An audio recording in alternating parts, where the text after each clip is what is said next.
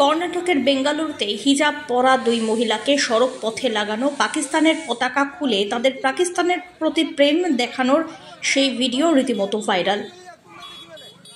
সামাজিক যোগাযোগ মাধ্যমে সেই ভিডিও দেখে ফেলেছেন ইতিমধ্যেই কয়েক মিলিয়ন সাবস্ক্রাইবার।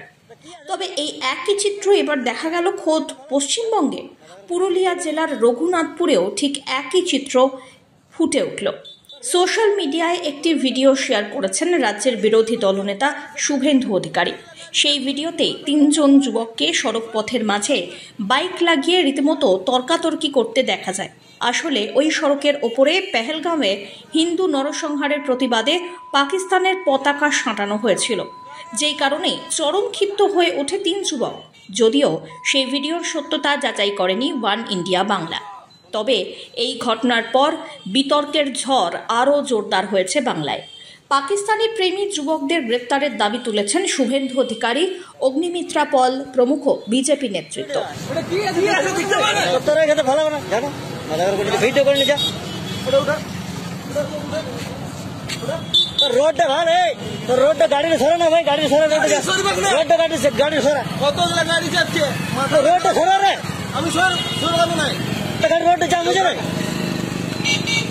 गाड़ी रोड सरे जा पर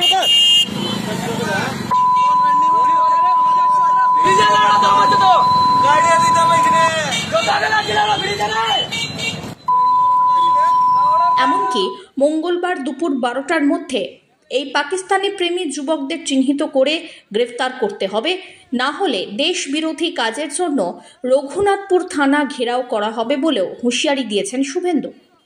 ভারতে থেকে পাকিস্তানের সমর্থন কখনোই মানা সম্ভব নয়, স্পষ্ট জানিয়ে দিয়েছেন অগ্নিমিত্রাও। উল্লেখ্য, ভারতে থেকে পাকিস্তানের এমন প্রেম মাঝে মধ্যেই দেখা যায়, কিন্তু পেহেলগাঁওয়ের ঘটনার পর এই বিষয় নিয়ে চূড়ান্ত সরব বিজেপি নেতৃত্ব। Bureau report, one India Bangla. गाड़ी रोड सरे जा पर गाड़ी